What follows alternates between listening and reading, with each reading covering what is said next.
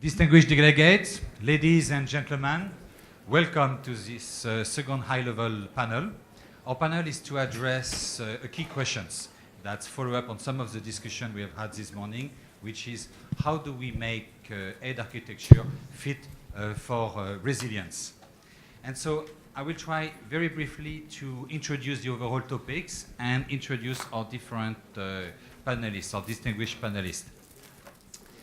In 2015, the United Nations launched its largest humanitarian appeal ever, $19.8 billion. The Syria crisis, the response to the Syria crisis in Syria and neighboring countries accounted for over 1/3 of this appeal.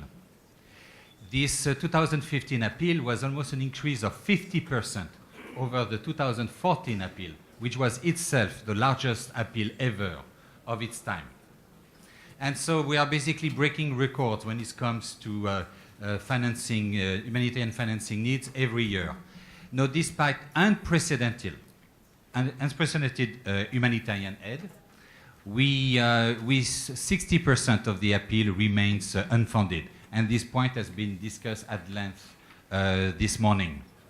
There are at least three main reasons why we see this dramatic increase in humanitarian financing need.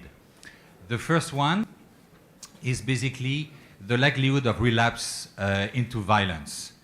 In 2011, World Bank conducted a study that found that out of the 103 countries that had experienced civil wars from 1945 to 2009, 59 had experienced a relapse into violence, so more than half of them. And from relapse to violence, we often end up with the second main cause of this dramatic increase in humanitarian assistance, which is protracted crisis. Today, the average duration of displacement has increased from 17 years to 25 years. So when we speak about refugees, we speak basically about people who will have to rebuild their life in a different countries or a different place. In addition, a third cause is the very rapid increase in extreme hydrometeorological phenomena, droughts, floods. The unprecedented drought that Syria has experienced from 2005 to 2009 has been regarded as one of the many reasons behind the Syrian crisis. And there was a very interesting paper, scientific paper, published in a prestigious peer-reviewed journal in January of this year that basically came to the conclusion that it was very likely that the unprecedented drought in Syria was linked to a climate change-driven aridification trend in the region.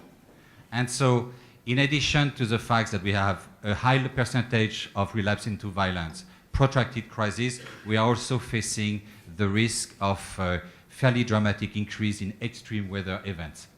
And some believe that climate change could lead to more than 150 million climate refugees. So we have a major situation here. The system cannot cope with the crisis that it has already to face, and it's very likely that this crisis could worsen. And so the need to reform our humanitarian assistance system, or development assistance system, or aid system does not date from yesterday. Actually, it was recognized almost more than 1 decade ago. That it was recognized that we had to break the silos between humanitarian assistance and development assistance in order to promote resilience, in order to ensure synergies across the crisis development continuum. And the 2015 humanitarian reform that was led by one of our distinguished panelists, Mr. Egeland, who at that time was the Undersecretary General for Humanitarian Affairs, already aimed at promoting this resilience approach. This 2005 humanitarian reform, and I believe Mr. Egeland will be much more competent than me to further discuss it, brought under the same hat 3 functions: the Deputy Special Representative of the Secretary General for Peacekeeping Mission, the Humanitarian Coordinator, and the UN Resident Coordinator. And the objective of this triple add function was to ensure that this person would be able to develop synergies across all these different initiatives. This triple add person, this DSRG, HCRC, was supposed to be able to rely on a number of well-capitalized common humanitarian fund, common recovery fund, common development fund, to use money as a unifier and provide incentive to everybody to share information and work together. A study was conducted by the UNDP Multi-Partner Trust Fund Office last year and found that indeed we do have the common humanitarian fund and they have been very, very successful, but in most of the cases we do not have the equivalent when it comes to recovery or development. And whenever we have a recovery fund, this recovery fund tends to be badly undercapitalized. So it's impossible for the humanitarian fund to cross-reference with the development fund. And we have had a number of initiatives aiming at trying to address this issue. So either by developing a recovery fund at the same time as a humanitarian fund, or by developing resilience fund. And notably in Jordan, the Ministry of Planning and International Cooperation has developed Jordan Resilience Funds to contribute to the financing of his Jordan Resilience Plan. And I'm very pleased to have today a representative from the Ministry of Planning and Reconstruction that maybe can tell us a little bit more about it. We have also with us today Mr. Danielsson from DG Near, from the European Commission. And I understand that the European Commission has also developed a regional resilience fund to try to integrate humanitarian and development assistance and promote such an integrated approach. So I hope that we will have a chance maybe to hear a little bit more from the two of you about this innovative financing instruments.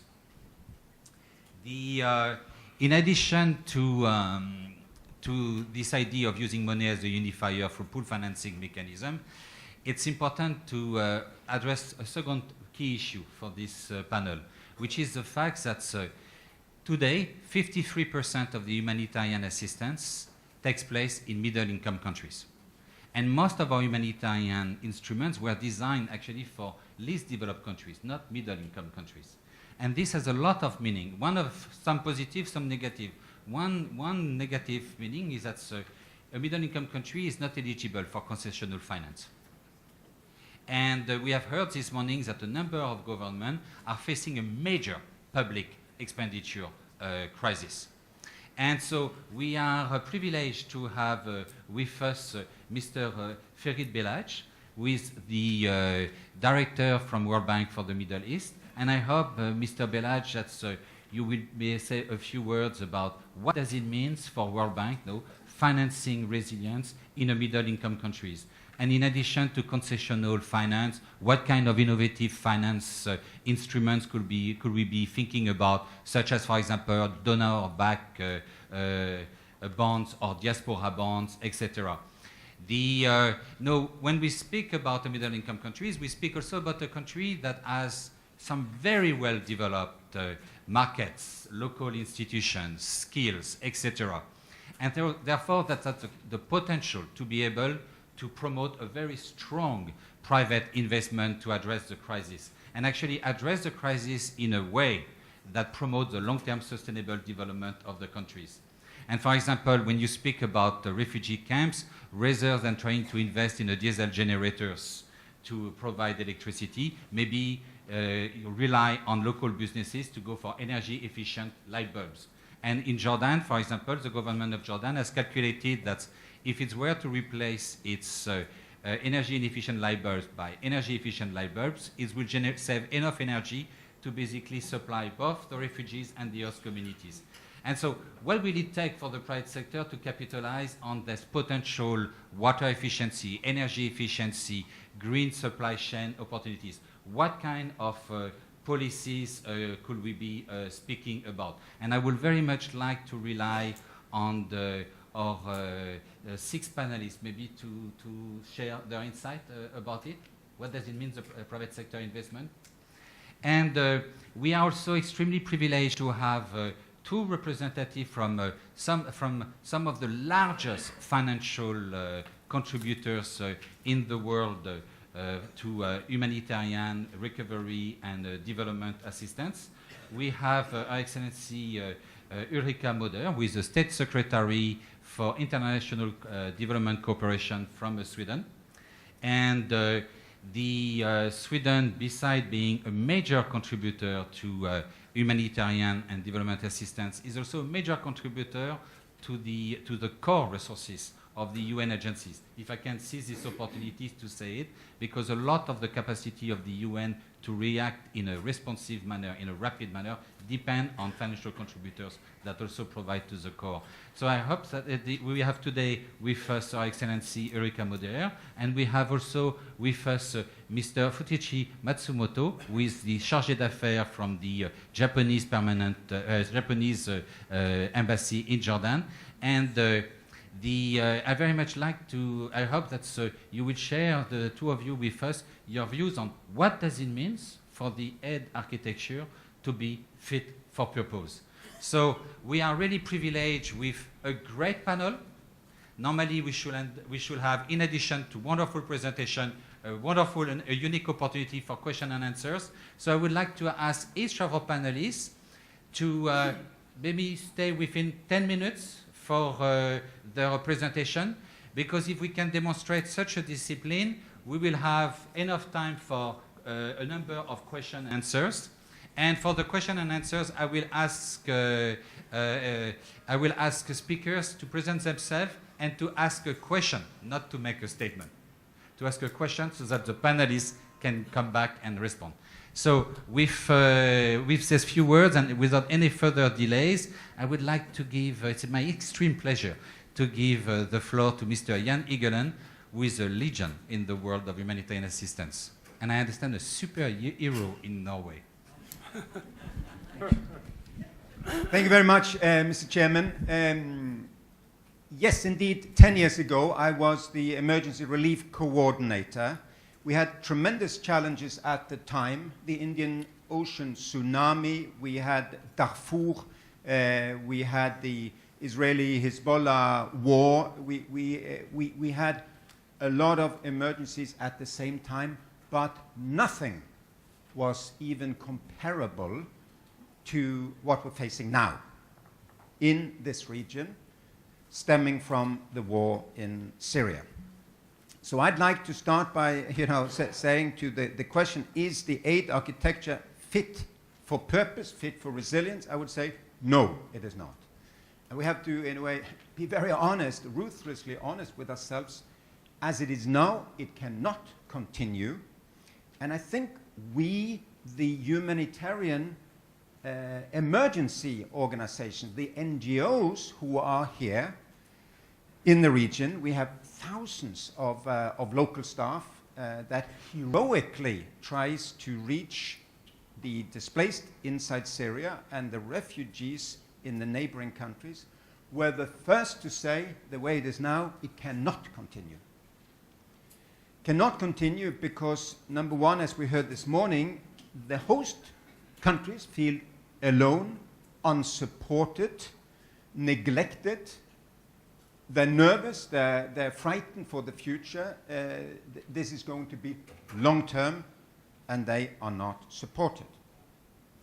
And I can surely say that the Syrian refugees and displaced, the Syrian war victims, those who are here, and who are not represented to speak for themselves, they are also in a complete state at the moment of hopelessness.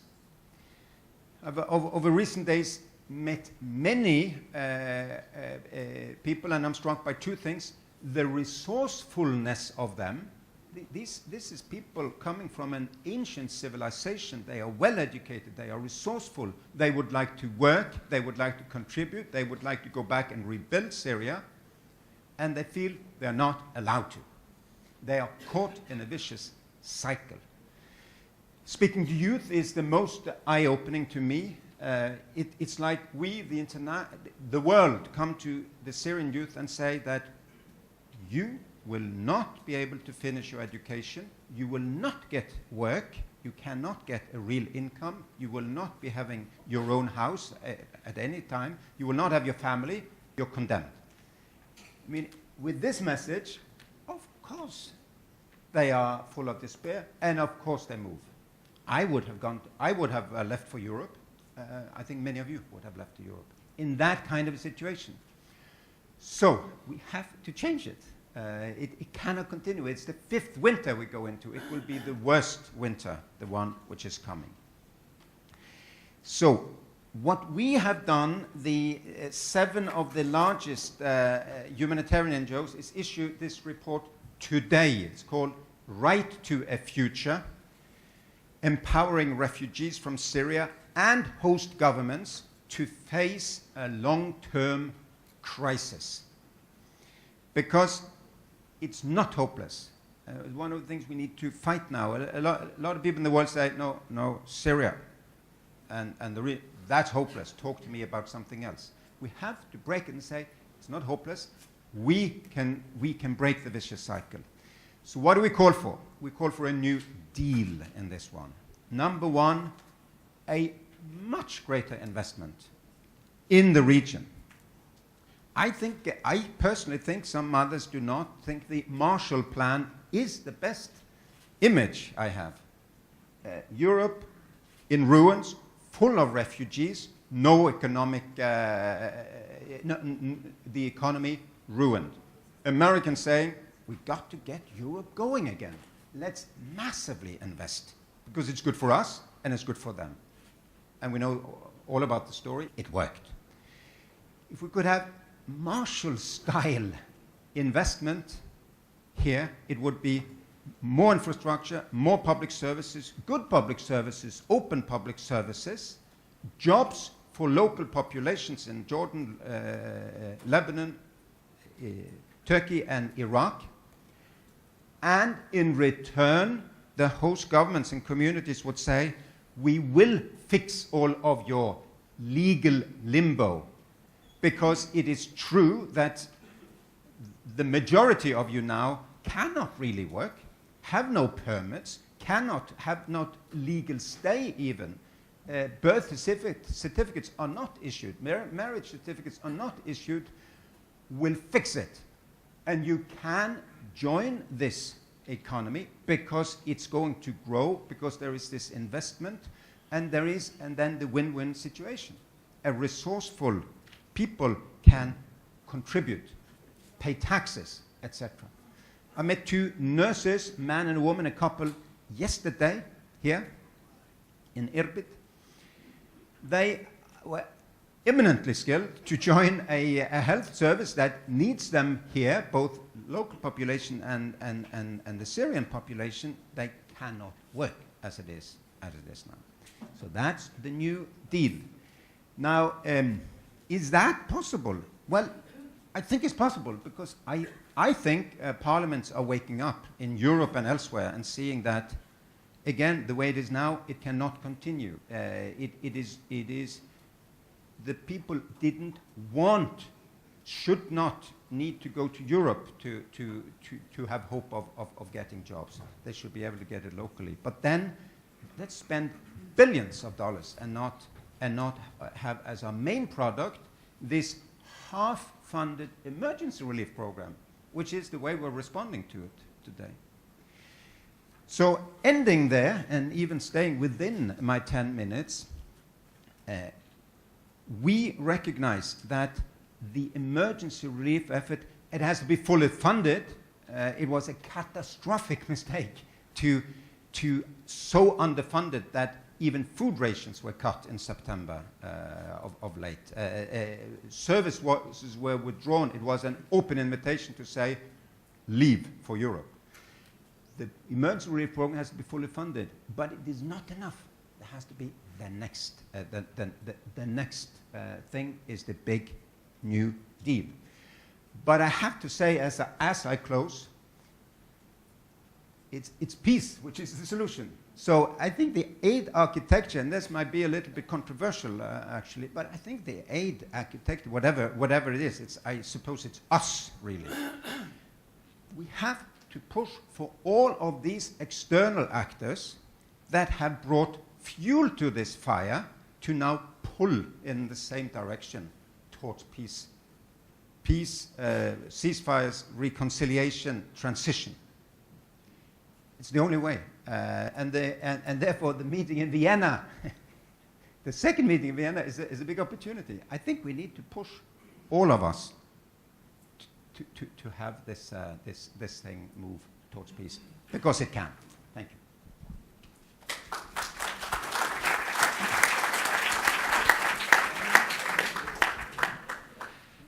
Thank you very much, Mr. Egeland. You stayed well within your 10 minutes. Maybe just one soundbite from what you said. Yeah, maybe we should rethink the title rather than making aid architecture fit for resilience. It's how to finance resilience, because if we go for win-win options, private investment will indeed be extremely important. Domestic resources, domestic fiscal resources will hold the key. So now it's my great pleasure to give the floor to Her Excellency Ulrika Modéer, from the State Secretary for International Development Cooperation from Sweden.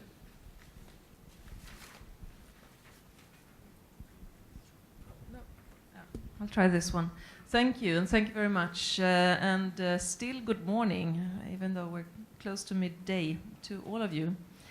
And of course, thanking especially UNDP, but also the government of Jordan for hosting this event and the possibility to, I guess, once again discuss how we do this even better, how do we improve. But before starting also to comment on what Sweden is thinking about and how we would like to be partner in this development of the aid architecture, I would like to commend also the neighboring countries for hosting such a large number of refugees from Syria. That goes for both Lebanon and of course then Turkey and Jordan, where we are right now, and also Iraq. And we also had colleagues here from Egypt in the morning. And still the situation for the refugees in these neighboring countries is bleak, and many, as you say rightly, have lost hope for the future, especially the young generation, and this can't be. We can't let the young generation lose hope. It is our collective responsibility to work together to address this. And the European Union has a responsibility to stay true with its project of respecting asylum and to protect those fleeing from war. And all EU member states must help shoulder this responsibility. In Sweden, we are convinced that we need to take responsibility, and we have done so far, receiving more than 100,000 asylum seekers from Syria since the outbreak of the conflict. Because we know the result of the Syria crisis is enormous. It is, as you say, we need to invest for a common future. It is a complex, and this we all know, protracted crisis that risks undermining development gains, but also reversing, this was also said in the morning, all the efforts that we have made together so far. And therefore, what we discuss here today, strengthening resilience and strengthening the way, improving the way we do so together in a coordinated manner is so crucial. It is for sure a matter of resources, but I still believe that we can improve the way we work and how we coordinate our action. Sweden, as you know, and this was also mentioned initially, is one of the largest donors to humanitarian action. We're the 5th largest, and we also focus on core support to the UN system and to our partners all over in our development cooperation. We do so because we want to give the possibility to plan on a long-term basis, but also to act quickly when needed. And I urge other donors also to stay true with what we know from so many studies over the years, that core support is the most efficient way to work.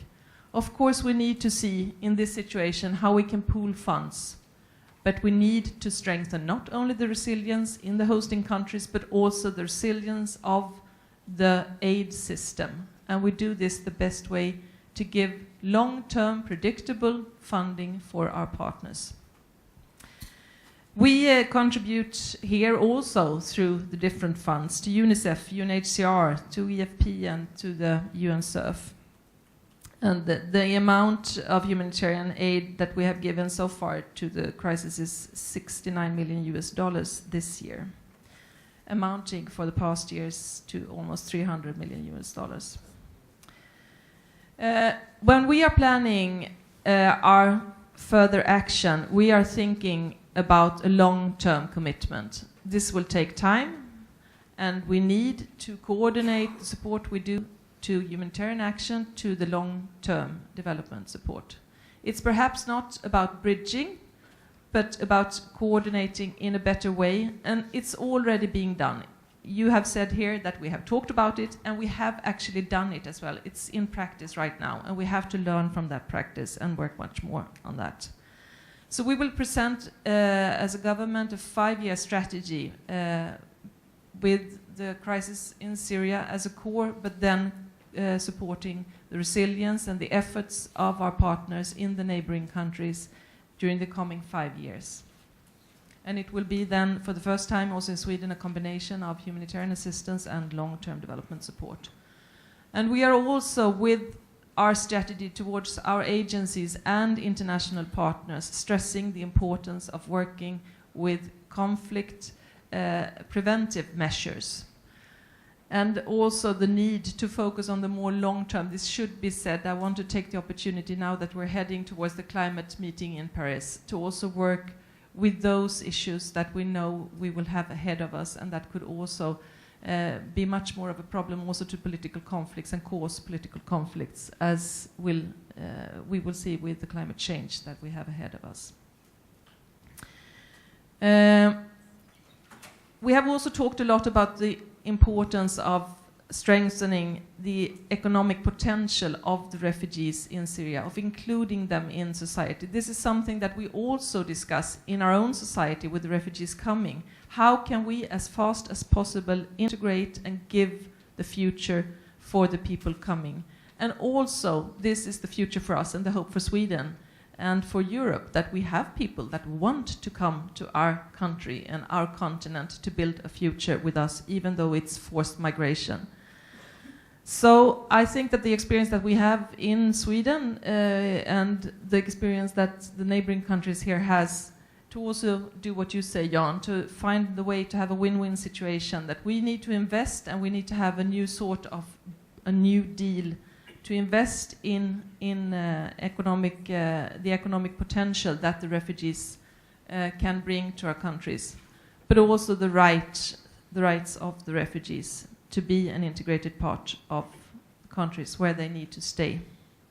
Liberty, representing UN Women, to maybe recall some of your statements regarding 1325, because my agency can only but applaud this commitment. And in UN Women, I'm a minority as a man. Now it's my pleasure to give the floor to Ms. Fedia Karabia, who is the director of the Humanitarian Relief Unit of the Ministry of Planning and International Cooperation. Ms. Karabia and myself had the pleasure to work together last year in October. Ms. Karabia is very much one of the brains behind the Jordan Resilience Fund and the idea of better integrating humanitarian and early recovery effort, and ensuring that the way we address the crisis supports the long-term development trajectory of Jordan. So, Ms. Karabia, it's a pleasure giving you the floor. You have the choice, either the mic on your table or this end mic. Is it clear? It's this mic works well, provided that you keep it close to your mouth. All right, thank you. I'll keep my face to your side. Thank you, Mr. Chairman, Excellencies, ladies and gentlemen. First of all, I would like to apologize on behalf of the Excellency for not being able to attend. He's already occupied with the media and the press conference, so his apologies. I'm honored to be delegated to speak on his behalf.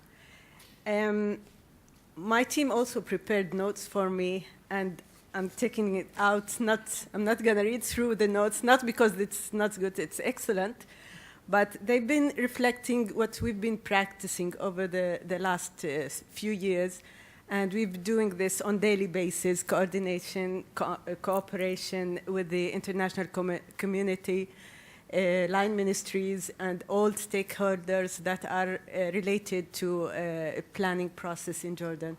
As far as you know, the Ministry of Planning and International Cooperation is mandated to work on planning processes, whether on national development plans or what is related to respond to the Syria crisis.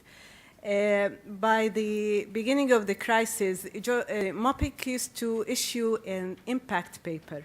I'm sure many of my colleagues remember that. We conducted an impact paper reflecting the impact of hosting Syrian refugees on our economy and our service sectors.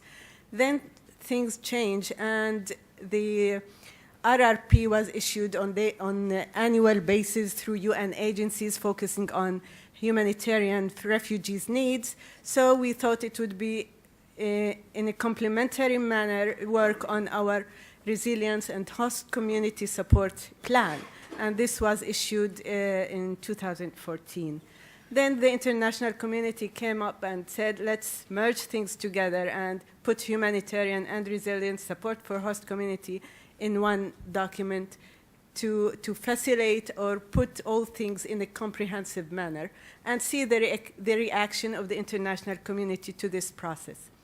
So we prepared in a participatory approach our Jordan Response Plan, 2015. We have a platform, Jordan Response to the Syria Crisis Platform.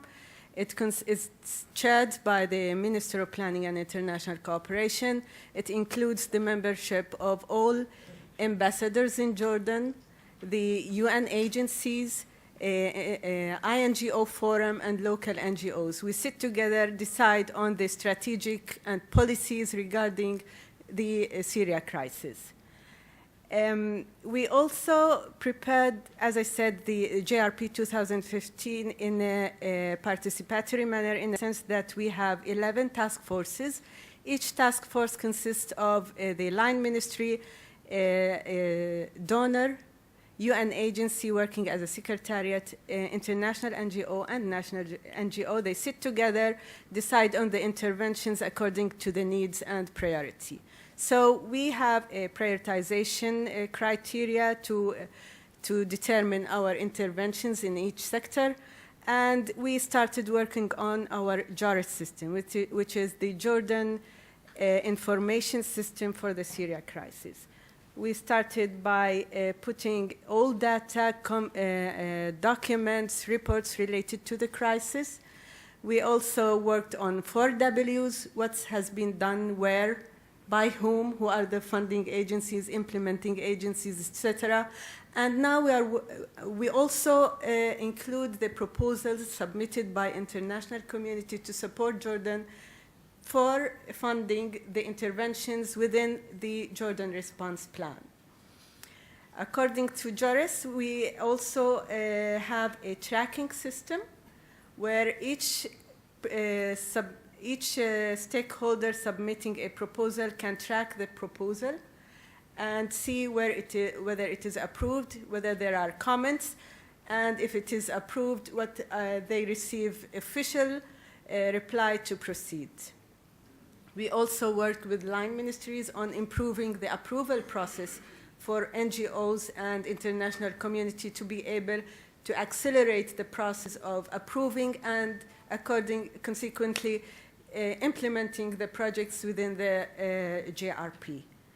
The issue also of funding is reflected in our JORIS, and as our minister mentioned this morning, that the funding status of the JRP is moderate or less than expected, 35% funded, 8% out of that is for resilience.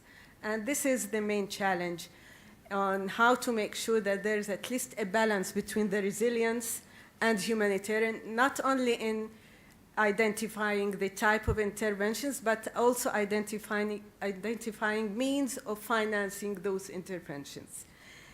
We also in the process of having a digital atlas that would reflect the real gaps of our programs. We're almost done with our JRP 2016-2018. It's a 3-year plan. It's a rolling plan that is subject to update and improvement from time to time according to the changes in the situation in the Syria crisis. It also was prepared in a participatory approach. The previous plan had three main chapters: refugees, resilience, and budget needs. This plan includes 2 main chapters, one on sectors. Each sector has 2 interventions, one on humanitarian refugees needs and the other on resilience. So we minimize our, let me say, we made things closer between humanitarian and resilience by identifying the needs by sector, not on the broader aspect. And we maintained the needs of the budget also in a separate chapter. What is special about the Jordan Response Plan, it included different financing modalities that are very flexible for donors to be able to contribute to finance this plan, starting budget support, sectoral project support, through UN agencies, through NGOs, through research center, and private sector. So the private sector role is already reflected in our financing mechanism as a way of flexibility to include as much donors and contributors to our plans as possible. We've been facing a lot of challenges in our implementation of our JRP. First of all, it's the donors community financing mechanism were not as flexible as we thought. Some are focusing on humanitarian only, some focus on development, and the link between both is not clear in their financing mechanism, that they are still, that if I may say, rigid in defining the humanitarian and development. And what's between that is resilient is still missing and not flexible in financing aspect. Another issue is our JRP 2015 was a 1-year plan, and this jeopardized the 3 or 2-year programming of financing programs for some donors. So reflecting their donations was very challenging, and some donors were not happy about the way we reflected their donations to the JRP because it's a multi-year funding program. So when we decided to have a 3-year plan, our aim was also to give flexibility to the funding programs, a multi-year funding programs, to step in and finance our plan. Also another challenge was the funding channeled through UN agencies by donors. For instance, Sweden would say we are contributing in millions of dollars for the Syria crisis in general through UN agencies. And it was very difficult to track what's the portion for Jordan out of that funding. And this was not satisfied till now, and we were not able to reach a compromise on how to reflect the donors' contributions through UN agencies for our JRP. And finally, the challenge also is the capacity of our local institutions, ministries, and local municipalities to be able to absorb the funding and implement efficiently and effectively as possible. Thank you, sir.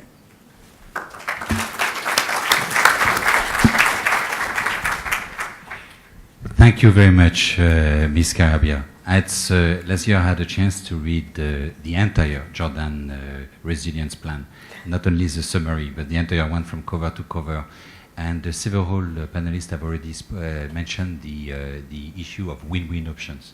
And if somebody wants to have very practical examples of win-win option in the field of small and medium enterprises development, low-cost housing, essential services, water and energy to population, I would recommend to read this plan, because this plan goes very much in the detail of what we are speaking about. It's, I'm sorry to hear that we have this imbalance in financing between the refugee component and the resilience component, because it will be a pity if we were not to be able to see this very innovative initiative bring the type of impact we are looking forward, because money will have basically driven us toward the different type of planning and strategy. No, I was given an order by the organizer of the meeting, but I hope they will excuse me if I simply follow the order of the line of speaker and give the floor to Mr. Danielsson, who, as I mentioned, is the Director General of the NEAR in the European Commission. Thank you, which is Neighbourhood and enlargement negotiations. So that means cooperation with Jordan, cooperation with Turkey, cooperation with Lebanon, and also addressing very much the issue of the Syrian crisis more in general. Before I go into the issues you mentioned, I think what Jan Egeland mentioned in his intervention, that the core issue here for the long term is the Syria war and the suffering of the victims of the Syria war.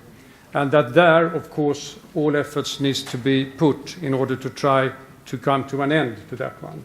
And I think what Mr. Egeland also said or pointed to is that once that has happened, it will be very important that many of those who have left Syria are prepared to come back. And it's going to be immensely important that the international community is ready to be there. And there, perhaps what you mentioned as a Marshall Plan is what should be looked for in order to address the very, very big challenge that it stands from. I understand that in terms of wealth, Syria has lost close to double-digit figures over the last 5 years, or not close to. They have lost double-digit figures. And there is an infrastructure investment that is going to be huge once that is over. And of course, there are millions of people who are waiting for that. Those who are suffering, those who are outside, and those who are also in Europe. Because what we have seen is not only that the Syria crisis has resulted in tremendous suffering for the victims and for the neighboring countries, but we have also now seen that the Syria crisis is leading to very challenging political and also other elements when it comes to Europe and the EU in particular. So for all these reasons, there is a very strong argument to address it. Now, in the short term, or medium term, let's say short term, and let's hope it's short term, there is the issue of the refugees who are in the neighborhood, in the neighboring countries, and refugees who are not there. And there, let me start up to commend Jordan, commend Lebanon, commend Turkey, commend Egypt, and commend Iraq for the immense efforts they have made in order to provide for helping those refugees who have come there in hundreds of thousands and millions. This is really a huge and impressive effort. Now, in order to help to address this issue, resilience, of course, is a key issue. And from our point of view, we have, on the EU side, been working very hard in order to try to see to that our humanitarian efforts, which go via an instrument called ECHO, and our more resilience-oriented efforts, which are going through other instruments, that they are commending together in such a way that they are helping and reinforcing as much as possible. But of course, that is one element for helping the refugees. The other one is what also was mentioned here by other panelists, and that is to see to that the refugees, when they are in the host country, are able to be there, that they can see the future for the kids in terms of going to school, and in that they can see the future also in terms of being able to reach the labor market. And of course that is going to create challenges, and of course that is going to be difficult. That's fully understandable. But I understand from the discussions and also foreseeing in concrete examples what is happening in Jordan, what is happening in Turkey, and what is happening in Lebanon. That is exactly what the host countries are aiming for. And what we can do is to support those efforts. We can do it through seeing to that our aid is focused in such a way that they underpins the resilience of the host communities, that we can see to that our support is helping the refugees in their possibilities of building up the resilience. And there, this today's conference is very, very important. And what UNDP has done, and we happily have supported, namely to set up the process of the regional resilience and refugee plans, is very, very essential. And the plans that individual countries such as Jordan and others have done is also very, very important. Let me say perhaps 3 points there when it comes to what is essential from our point of view to have in mind when we now are moving forward. I think it's already been mentioned. One is to see too that the plans in concrete terms are operational, so that we as donors can find ourselves fairly easy and identify where we can intervene.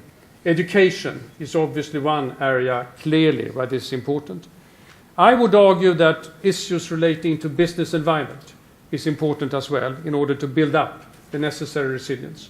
Health goes without saying, and there are other elements which are found in the resilience plans, but where operationalization will be a challenge.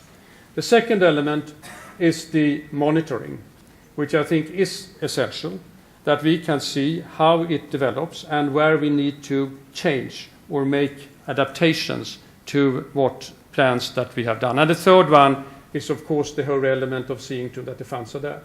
From the EU point of view, I can say that we have been the biggest donor in all when it comes to the Syria crisis, 4.2 billion. It's not enough, but that's where we are. We will continue to look into how we can increase our support. There's already been a pledge of another 1 billion in Syria crisis in September from our part, and we are looking into how we can get, with the member states, further funds available.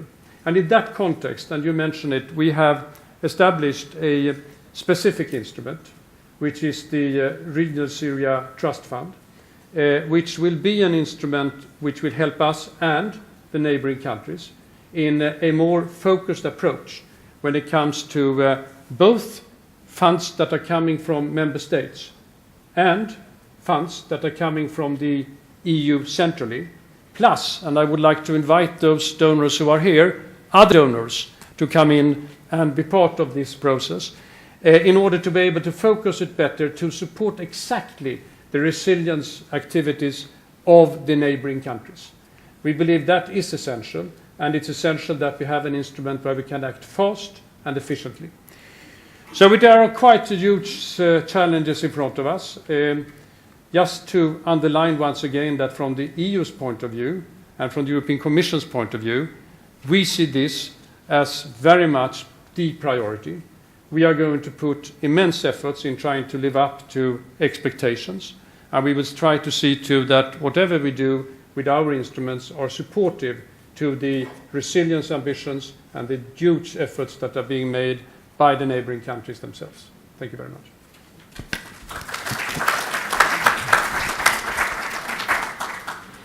Thank you very much, Mr. Danielsson. As I mentioned when we were discussing just before this panel, I had a chance to be in Brussels 10 days ago and to meet with Europed, to meet with ECHO, and to meet with Near. And one of the most striking things for me was actually the commonality of approach between the humanitarian DG, the Aid DG, and the Near DG. And the focus was definitely on the resilience. So it's echoed very much your remarks. We are one, you know. Yeah. Are you, is it a jab at the United Nations system? No, not at all. So thank you very much. And thank you very much for your comment. And would like to come back to your first sentence when you mentioned that whenever the peace will be there, we will be facing a major capital gap assistance. Some have estimated that we are speaking about more than $100 billion in capital assistance that will be required to rebuild Syria. I mentioned in my introduction that almost 60% of the countries relapse into violence. So we know that once a peace accord will have been signed, we will need to be able to rebuild the economy of Syria to ensure that we do not have a relapse into violence. So we are speaking about capital assistance of the magnitude of the Marshall Plan. And so I'm extremely pleased to have to be given the floor to the person who has the solution for this $100 billion investment plan, the new Marshall Plan, Mr. Ferid Belhaj, who, as I mentioned, is Director General of World Bank for the Middle East. So for your solution. Look, the check is here if you are interested. Look, thank you very much. First, thanks to UNDP for organizing this. Thanks to the government of Jordan for hosting it. It's really a great pleasure and a great opportunity for us to be here and to exchange views on a situation that is a challenge to all of us. First, let me say I agree with absolutely everything that was said, so I'm not going to be repeating it. You know, the whole discussion about involvement of the private sector, absolutely. The whole discussion about monitoring, absolutely, and on and on. So let's complement each other here.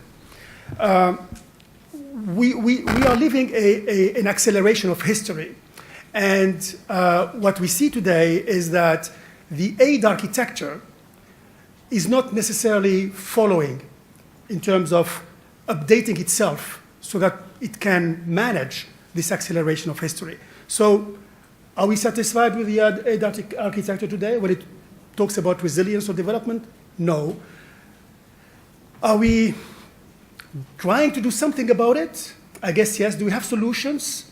We have proposals. Is it just for the World Bank? Absolutely not. And I believe that this is a great opportunity for us to put issues on the table and to get your feedback and try to move forward.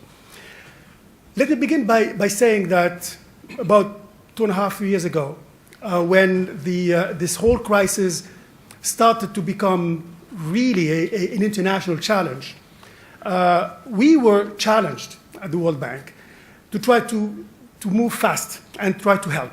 First country that came to us was Jordan.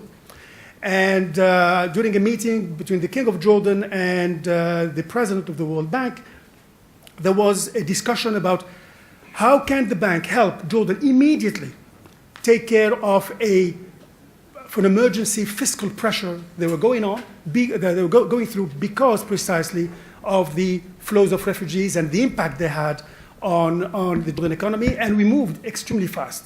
In less than 6 weeks, we delivered a $150 million quasi-budget support operation that helped Jordan cope with that particular emergency. It was kind of an ad hoc push at the time. And then we started looking around. Lebanon was hit by the same crisis. And in Lebanon, we moved to try to understand what was going on. And what was going on, in fact, was a tremendous pressure on the Jordanian economy, on the Lebanese economy, and on the Lebanese society. We produced an economic and social impact assessment in very close collaboration with UNHCR, with UNDP and others, with the European Union. And that ESIA, Economic and Social Impact Assessment, produced a few lessons that we've learned. One, and we talked about, humanitarian issues. We talked about stabilization. We talked about resilience. And we found out that those are not necessarily, the drivers that could lead us out of this. The driver, the big one, is, I would say, a resilience plus. It's something called development. And this is where I believe we should really be focusing our engagement and our view. We need to be ambitious. We need to recognize one thing. The countries that are now suffering because of the Syria crisis. I take Jordan, Lebanon, because these are two of the countries that are part of the department that I'm managing. Well, before the crisis, those countries had vulnerabilities on infrastructure, on water and sanitation, on health, on education. They were doing stuff. They were working on developing these sectors, but they were still not there yet. And the crisis has given a big hit to whatever efforts they were able to deploy and whatever progress they were able to achieve. So the crisis basically has exacerbated those development challenges that these countries already had.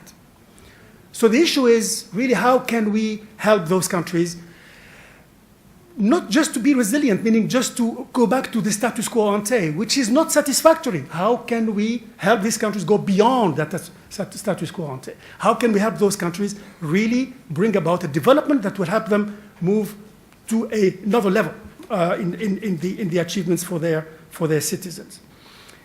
Because these countries, and we said it earlier, Antonio Guterres said it extremely well, the Prime Minister, the Minister of Planning, these countries are providing the world with a global public good. And what we in the international community are doing, we are asking them to pay for it. And this is where I believe the main unfairness of the whole conversation lies. This global public good is being offered.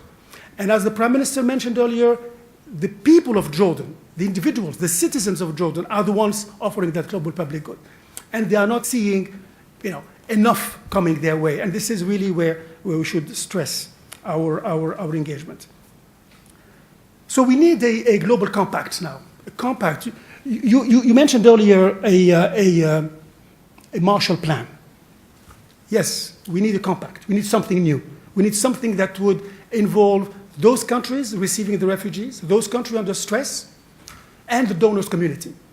Each one will have to do their part. And this is where the World Bank came in with a few solutions, a few, let's say, proposals. Forget about solutions. A few proposals, a few initiatives that we've been developing over the last few months, and that we've presented during the annual meetings of the World Bank and the IMF in Lima a couple of weeks ago. And those are basically proposals that we are putting on the table to be discussed, to be challenged, but to be at least responded to, because we believe that these could advance our common agenda. We have two proposals right now on the table, not exclusive of any other proposal that could come down the stretch. The first one really relates to the countries that are hosting refugees: Jordan, Lebanon for now, possibly tomorrow, Iraq, possibly other countries, Turkey. The proposal is that if we take as a fact that the Kuwait 1, 2, 3 conferences, yes, produced good outcomes, but grant money is not flowing as much as it should. We take it as a fact. It's there. Everybody talks about it. And because we are dealing with a developmental issue, so let's try to see whether those countries receiving refugees who are in need, these countries of financing, could enter into a conversation with the donors through which they would borrow money for their development and have the donors buy down the interests that would be incurred because of those loans. Why are we proposing this? One, because, as I said earlier, these countries have a development challenge anyway that they will need to invest in. Second, because the unit of account today is not whether you are a citizen or whether you are a refugee. The unit of account today is a human being sitting on the territory of a particular country. And that human being, whether we like it or not, it is a fact, is under the responsibility of the government of that particular country. So if we start from there, then yes, the government of that particular country will need to deal positively with all of the people that are under their responsibility. Some of them are their citizens. They deserve access to basic services. They deserve access to water, education, etc. at a certain level, and they see the developmental dimension of it. The others are the refugees. And that part that is supposed to be going to finance the presence of the refugees the services that are given to those refugees, that part we would calculate right now as being the interest on those loans. That ought to be taken over and brought down by the donor community. This is the first proposal, and this is something that we have put on the table during the discussion we had in Lima, and we got very positive feedback. And I'd like to have, possibly here, feedback and comments on it.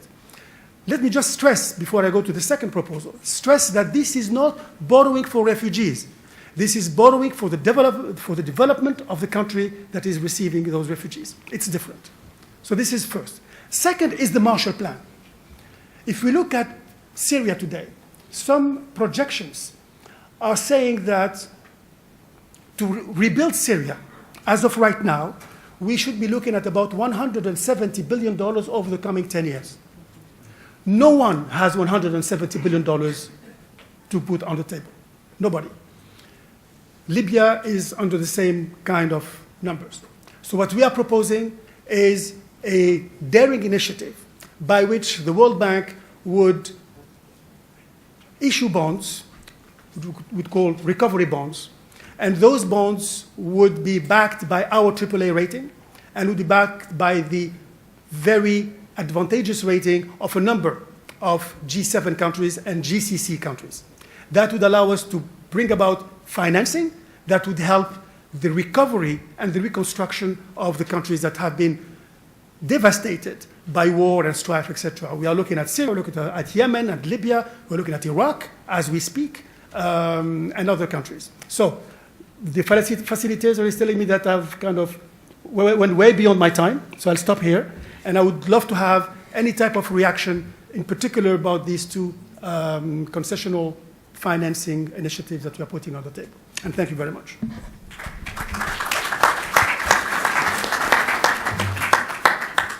Thank you very much, Mr. Belhaj. If it was up to me and if we were not facing any time constraint, I will listen to you for hours. Oof. And after, I will definitely, certainly argue the comparative merits of buying down interest rates versus diaspora bond versus recovery bonds versus donor-backed bonds, because it's a fascinating topic, and it's a topic that we will have to address as soon as possible, because we are facing a capital assistance requirement which is totally unprecedented. I would like also to thank you very much for your definition of resilience plus. I will remember that one. Last year, we conducted a review of all the different definitions of resilience, and you could sort them into two groups. One group was basically absorbing and bouncing back from shock, and the other group was anticipating, absorbing, adapting, shaping, change.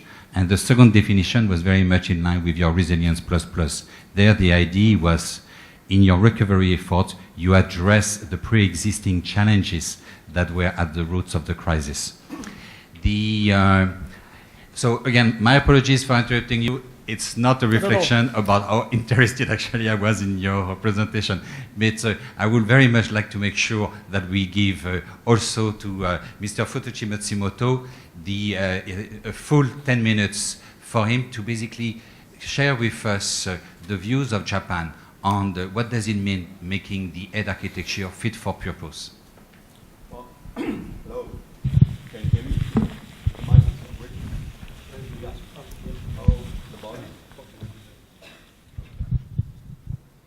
Well, thank you, Yannick. Already two proposals shared by us, so I'm relaxed now in my chair. I'm personally very much in sync with the proposals of World Bank. Well, assalamu alaikum wa bismillahir rahmanir rahim.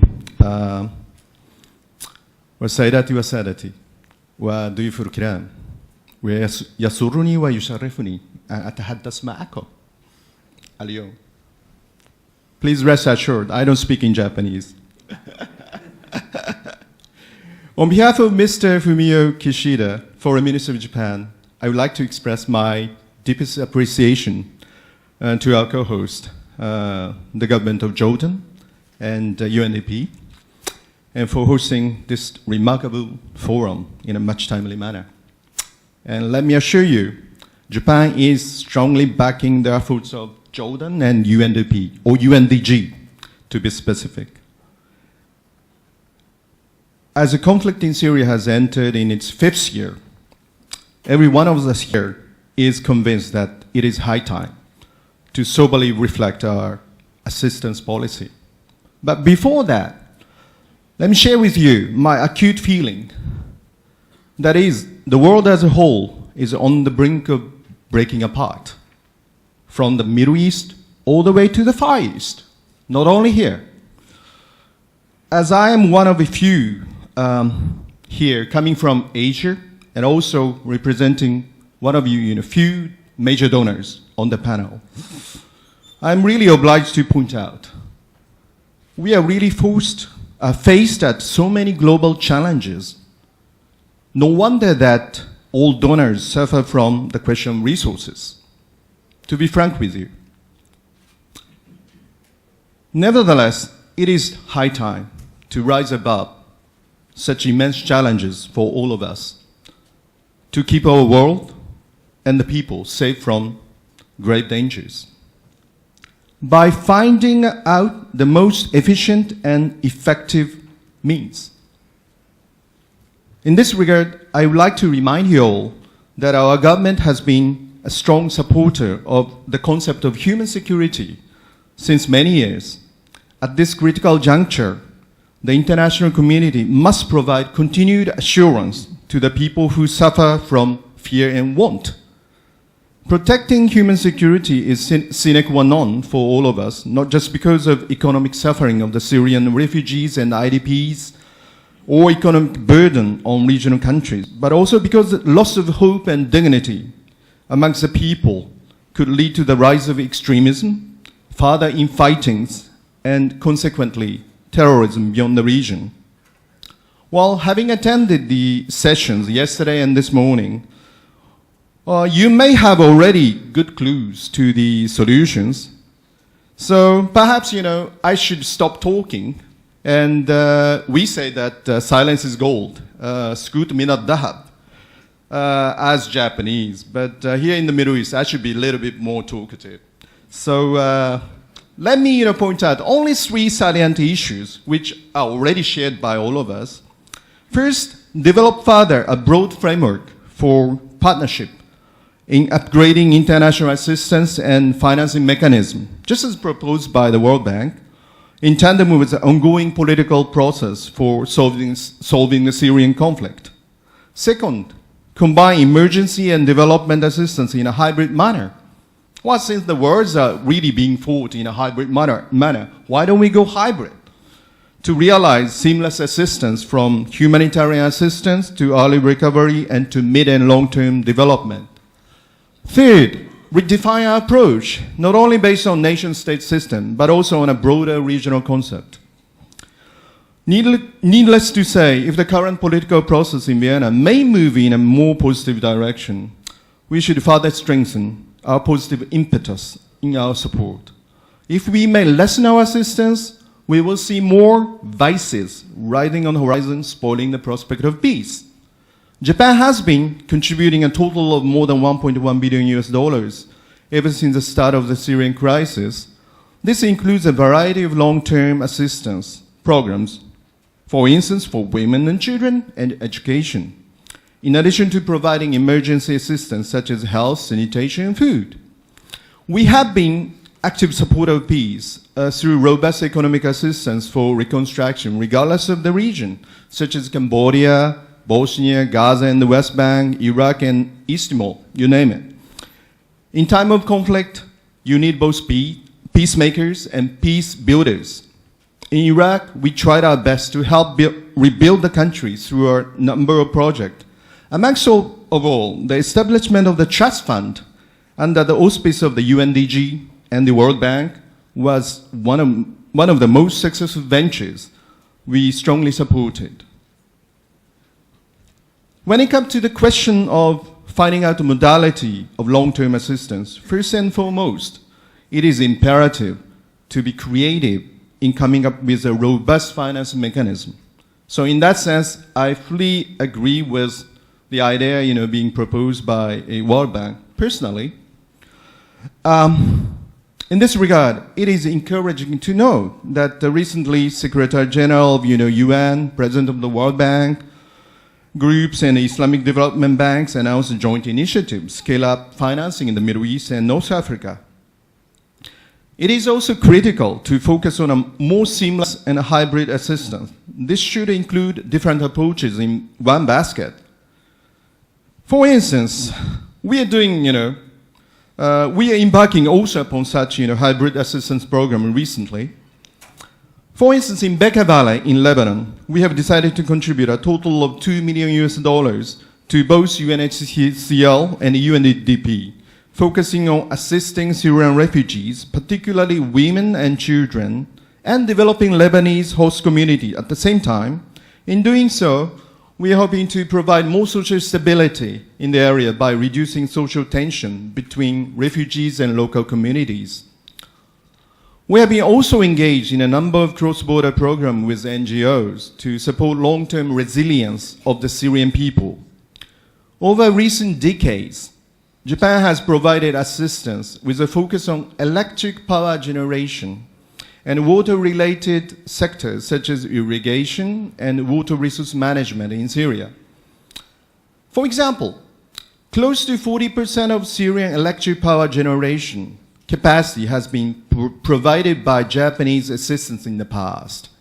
It is time to consider providing active support in a long-term perspective to the sustainable life of Syrian people, regardless of where they live, wherever they live.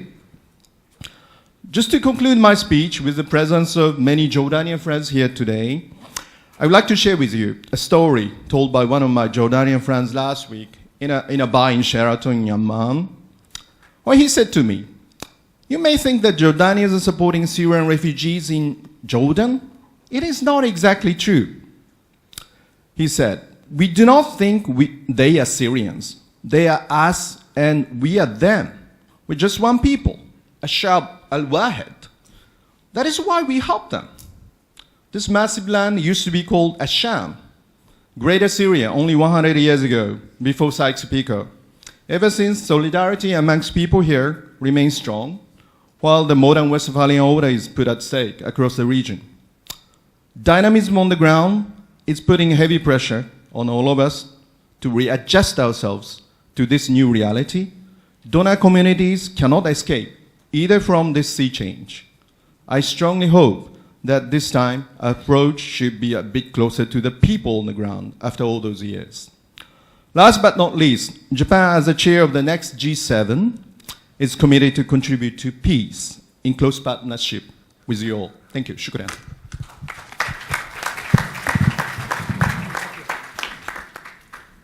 Domo arigato, Matsumoto-san.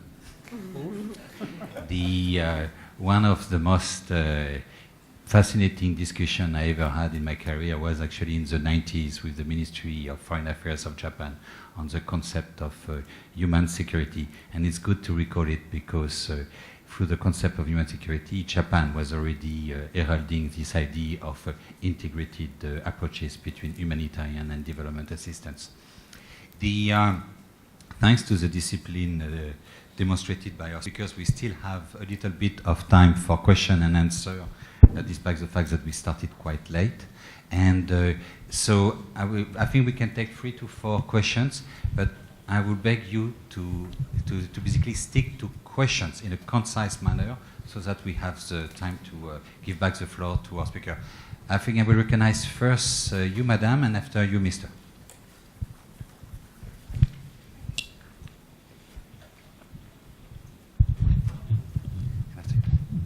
السلام عليكم. أنا المحامية ابتسام الشمري، رئيسة جمعية المرأة لخير المرأة Women for Supporting Women. الحقيقة أنا استمعت إلى ما تكلم به الأستاذ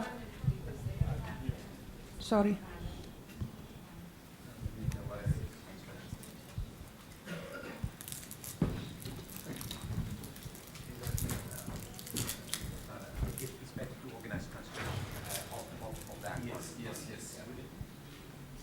Would it be possible to have somebody to translate you?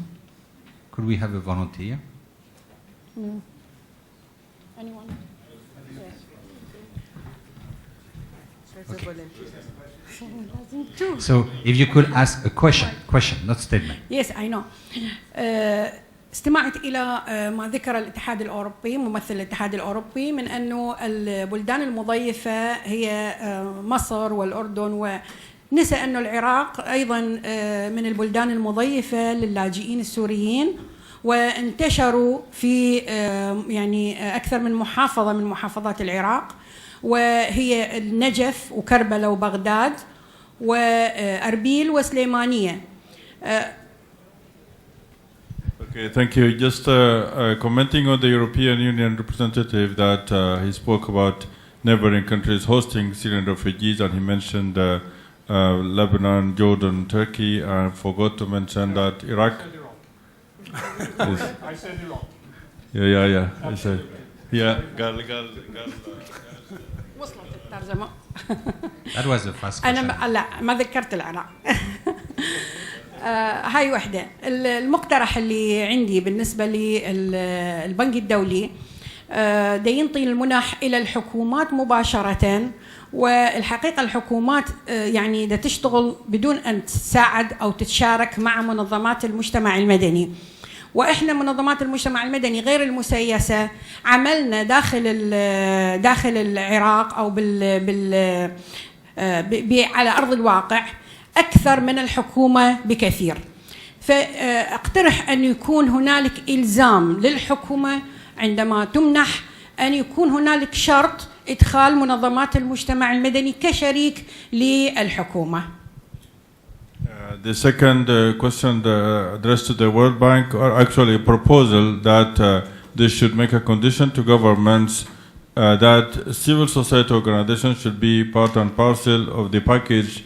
I mean, probably a condition for aid package in that regard, because they have an experience in Iraq that civil society that are non-politicized have done a lot of work in this regard. Shukran. Sir, we will try to take 3 to 5 questions. So if you can word your question in a very concise manner.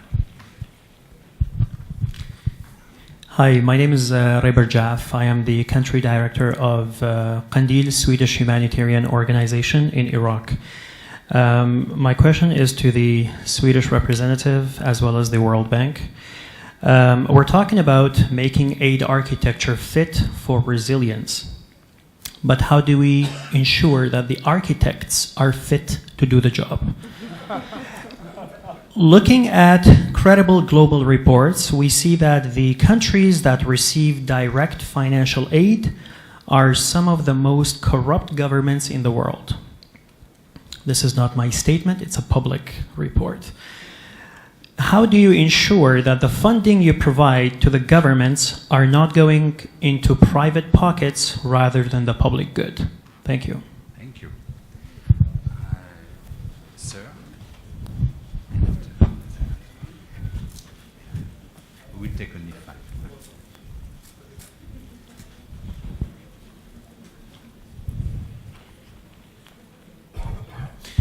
Thank you. My name is George Antoun. I'm the country director of Mercy Corps in Lebanon. Thank you for the panelists for this rich discussion. I have a question and I have a comment. The question is to Mr. Belhaj about the World Bank proposal to lend money to governments, and then the interest would be like the service. I mean, how realistic something like this would be for a country like Lebanon? We heard the minister in the morning saying that the whole GDP is barely enough to pay for the interest for the debt that the country is facing. And the comment is that we are happy that we have seen, we have been advocating for this kind of work and development and economic growth in hosting countries for some time, and we're happy that donors have started to react positively to this, and thank you for this. But the comment is that we fear that proposals like this would distract the work from the real way of doing it. I think we should look at the fastest, most efficient, most cost-effective ways of delivering assistance to people. It really cannot wait anymore, whether it's the host communities or whether refugees. So just the fear to distract the response from it, the base. Thank you. Thank you very much. I had Miss.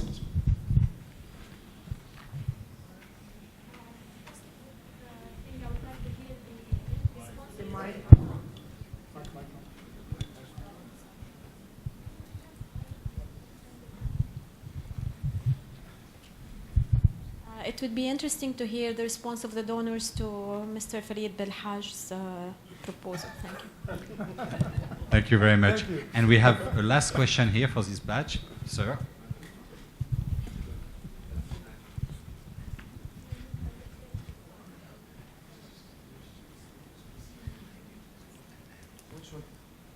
This gentleman there, standing tall.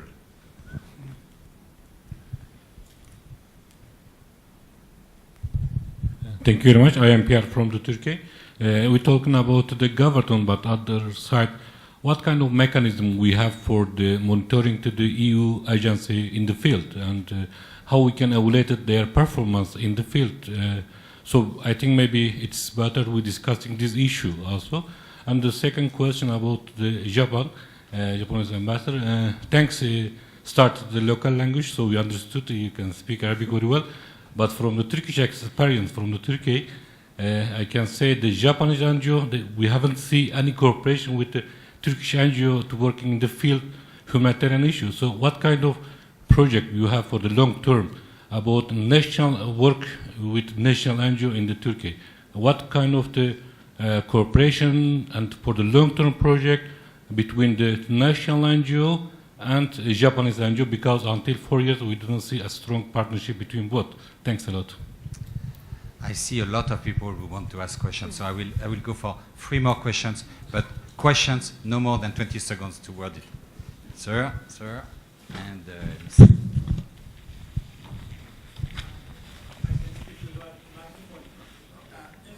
possible for the World Bank representative to articulate better his proposal, because there are a lot of definite figures, percentages, etc. What percentage will be for development? What percentage will be for the humanitarian aid?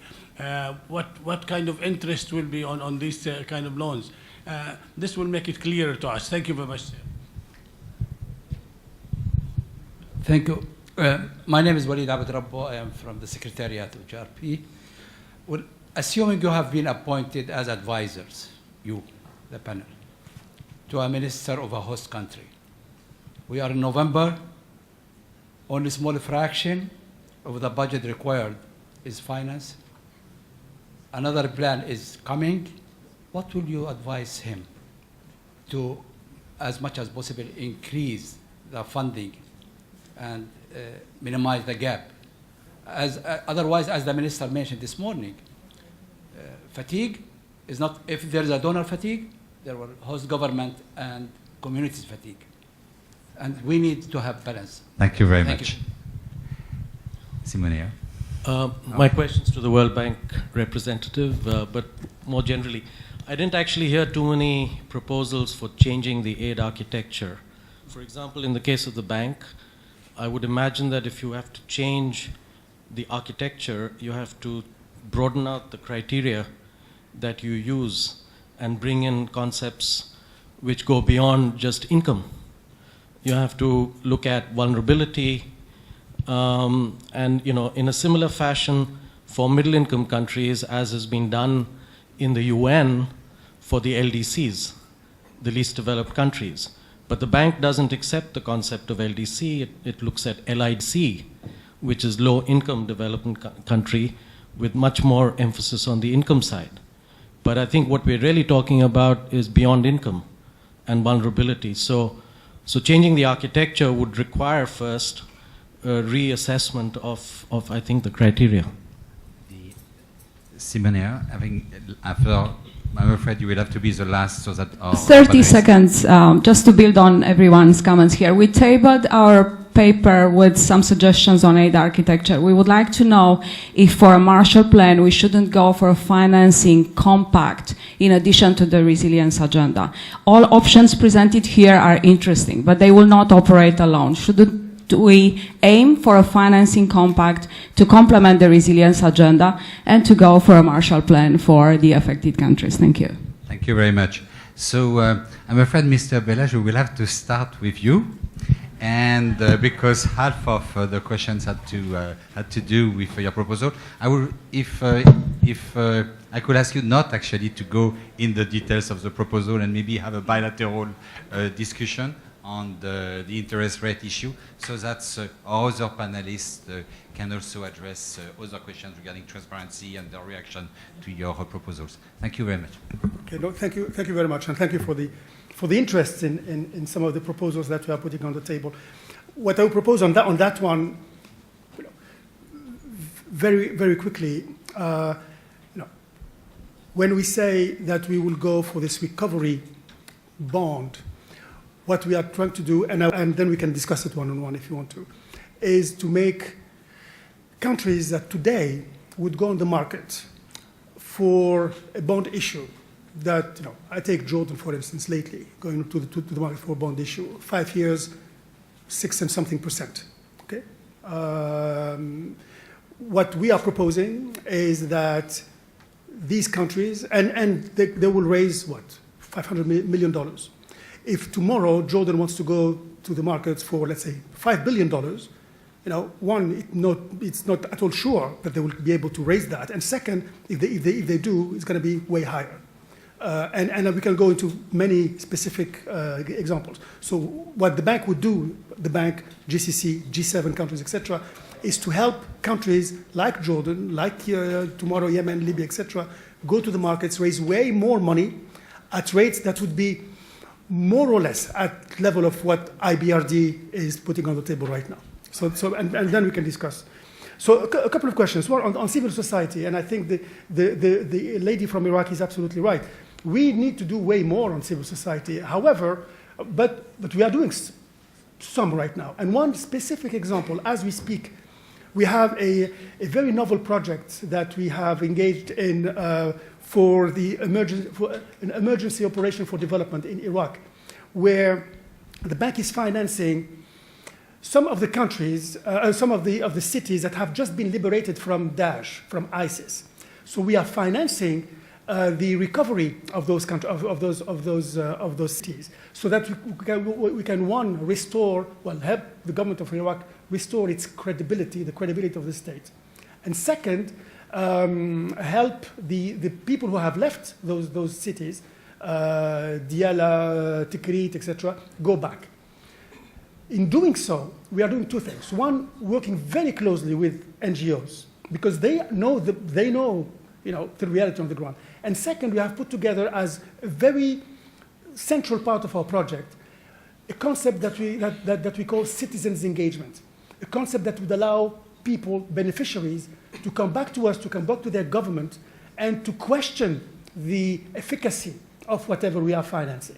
So on that sense, again, we're not doing as much as we should, very possibly, but we are doing, and hopefully this project will be a very clear and vivid example of what we can do on that when it comes to Iraq. On the corruption, and we have our fiduciary compacts, we have our fiduciary rules. I cannot assure you that every single dime goes where it should, but I can tell you that we are doing as much as we can so that 99.9% of whatever we finance goes actually against expenditures that are eligible in transparent and efficient way. That's how we operate, and we have a very large number of safeguards, both in terms of pre-assessment of the project, in terms of pre-appraisal of the project, and then after the project, or during project implementation, we move on making sure that whatever is being cleared for disbursement is cleared in a very transparent and efficient way, and that at the end we have our audit of the whole project to come up. And very rare examples of places where these big corruptions that we've been alluding to have been verified when it comes to our projects. In terms of the distraction, it's an interesting question.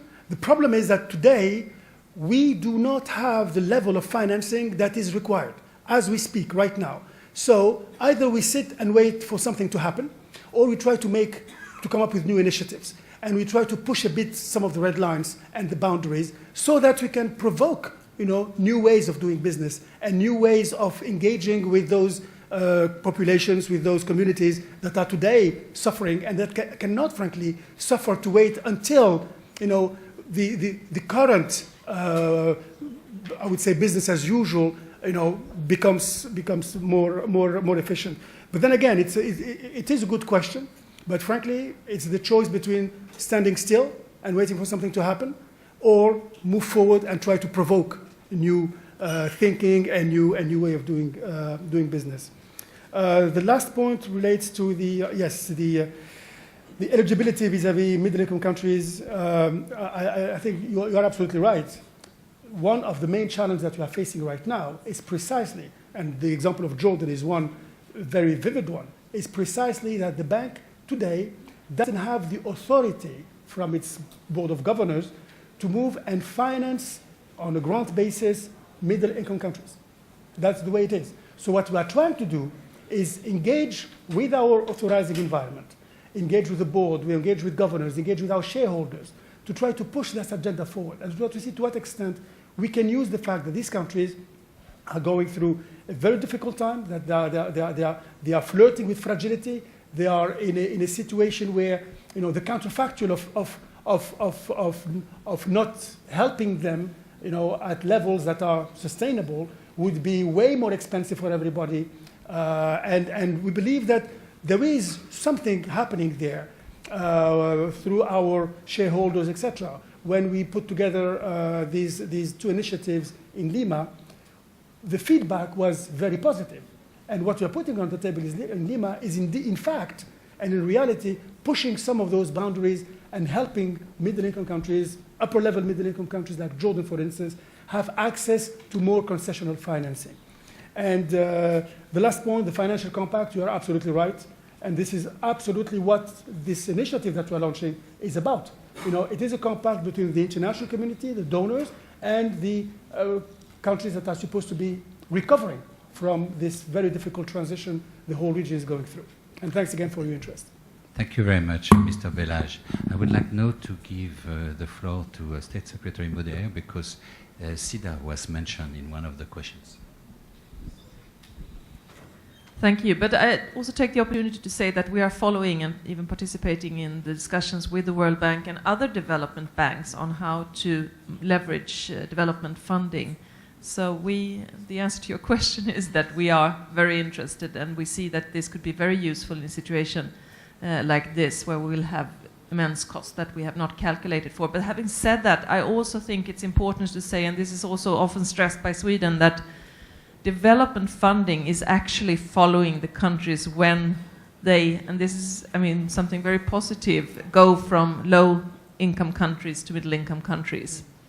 So we also have to see that we have to stay true with the value, to stay with those who are left behind. We promised in New York just a couple of weeks ago that we should not leave anyone behind. So we need to also to see too that we need to support those countries, the neighboring countries, and Jordan taking responsibility, as have been said here today, for global public good, and give through these kind of mechanisms the possibility to support. But we also need to see what the situation is like for the least developed countries. And money is there. We need to invest in the right things. I think we all in this room know that money is there, and we need to do the right investments. And what could be what could be better than to invest in people and our common future? So investing in people and public goods is the best way to invest for the future. The question about corruption and how to make the architects fit for the job is of course very important, and corruption is one of the really big hindrances that we have for sustainable development. It's both a crime, but it's also a lack of capacity. And I could perhaps take the opportunity to mention that I had the possibility to visit with your colleagues the municipality of Sarka, that is part of a World Bank program together with Jordan society. And I think this is a very good example. It was also mentioned in the morning by the minister that Jordan is in the process of planning a decentralization and supporting the organization at the local level. And I think that this also, by Swedish and other experience that we have within our development cooperation globally, is a very good way to strengthen capacity, also from the official side, that support regional and local governance. But then, of course, as has been said, and I also mentioned this several times, supporting the different actors that can safeguard accountability towards then the local municipality, the region level, the state level, or even towards the donors, as we are also power holders with regard to these situations and should always improve in our way to work on with transparency and so on. But then corruption, unfortunately, is part of society, and you would find it also in civil society. So we need all of us to challenge ourselves and to see to that money doesn't get lost. And we have quite some experiences within Swedish Development Corporation that I think you are aware of and that we would gladly like to share with regard to this. Mr. Egeland, the last words from the panelists, unless somebody else wants to speak. Mr. Matsumoto. Okay, so just one final moment. I inspired also by the question here, you know, what would you do if you were a local minister and only having hopeless choices and no resources and all of these needs?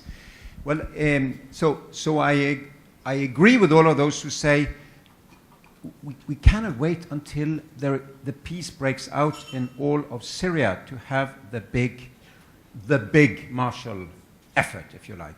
It hasn't happened now. And I think it can happen now, and hopefully the wake-up call is that Europe is now, you know, having to spend tens of billions for the relatively small group that came to Europe. This could be the wake-up call for investment here.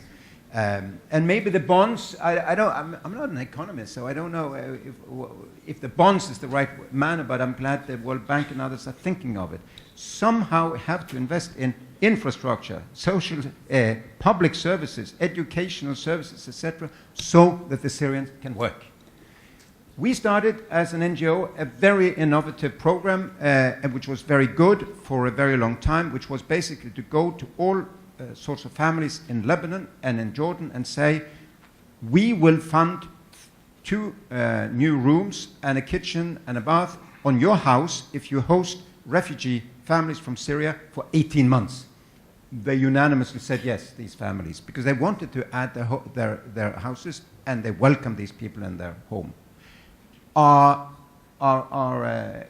project was that within these 18 months there should be enough income generation in these families so they can pay then also a modest rent. It's not possible for them to pay really rent a long term because they cannot work. They have to work, the income, but the way they can get work is that you have to have the economy going really in Lebanon, Jordan, Iraq, and the other countries. So that to me that is a motion. Call it Hope for the Middle East plan, whatever, but that's the kind of investment we need. Thank you very much, Mr. Egeland. We are on borrowed time on the lunch. So, Mr. Matsumoto, the last words. Just to be brief, I fully share with Mr. Egeland about his passion, and passion and compassion should be accompanied by cash. This is the point, and most likely the World Bank proposal will do, for that. And before that, I just pick up, two points. One is, how is our response to World Bank, proposals? I think we were working on that point, in concert with our, staff in the Ministry of Finance, I suppose. And at the same time, we would like to see more, coordination perhaps between development, communities, led by UNDP and others, and World Bank perhaps, so that we could have a more, coordinated efforts on that front as well. And that's one point. And regarding about the, Turkey, marhaba, and anyway, we can talk on the floor perhaps after this session, and we have already NGOs and JICA working in Turkey, so just, to mention about it. Thank you. So we are coming to the end of our panel. We started this panel with Mr. Egeland telling us we should not surrender to despair. The situation is not hopeless. And one of the beauties of the concept of resilience and resilience plus plus is that it's a very strong vision of hope, because it's look at the win-win options. that can be leveraged. And we have had a number of examples of win-win options. We have also stressed the importance of civil society and the fact that resilience starts with women. And the State Secretary Modéer mentioned 1325, and we have just had the 15 years review of Security Council Resolution 1325 that came with the clear conclusions that involvement of women in peace and security dramatically increase the likelihood of successful peace negotiation and dramatically reduce the risk of a relapse into violence. And we have seen that one of the reasons why we are in this predicament with our present model is because of relapse into violence. We have also seen that if we want to avoid relapse into violence, we have to revitalize economies. And 18 months, it's fine to pay the rent if an economy is revitalized. And one of the open discussion, one of the discussion we need to have in the coming years is how do we finance resilience? What does it mean in terms of changing our different existing operations? So maybe we could say that we could propose that in the next resilience plan we have a full chapter on financing resilience. So on these words, I would like to thank all of you for participating in this panel and kindly ask you to give a big round of applause to our panelists.